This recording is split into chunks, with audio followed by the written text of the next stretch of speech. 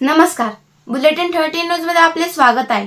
बुलेटिनच्या बातमीपत्रात महत्त्वाच्या घडामोडी आपण पाहत आहोत। नमस्कार, बुलेटिन 13 न्यूजवर एक महत्त्वाची विशेष बातमी पाहत आहोत। बातमी आहे खते लिंकिंग संदर्भातली। खते लिंकिंग संदर्भात येवला धडक कारवाई।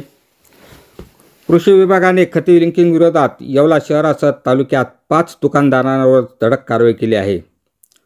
अन्न व नागरी पुरवठा मंत्री छगन भुजबळ यांच्या आदेशाने व तालुक्यातील प्रहार संघटना शाखा येवला व भ्रष्टाचार निर्मूलन समिती शाखा येवला यांनी याबाबत संबंधित अधिकाऱ्यांना निवेदन दिले होते।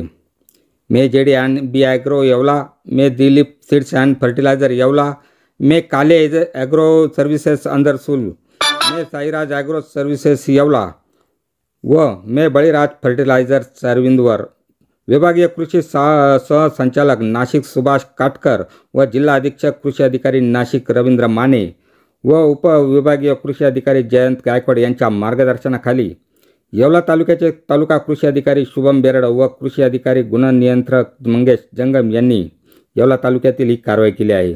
दरम्यान संबंधित दुकानदारांना सक्त ताकीद देण्यात आली असून मात्र तालुक्यातील याबाबत शासनाची करडी नजर असणार असल्याचे संबंधित अधिकाऱ्यांनी सांगितले आहे।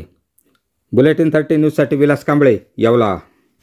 अशाच बातम्यांचे नवीन अपडेट जाणून घेण्यासाठी बुलेटिन 13 न्यूज मराठी चॅनलला सबस्क्राइब करा व लाईक करा।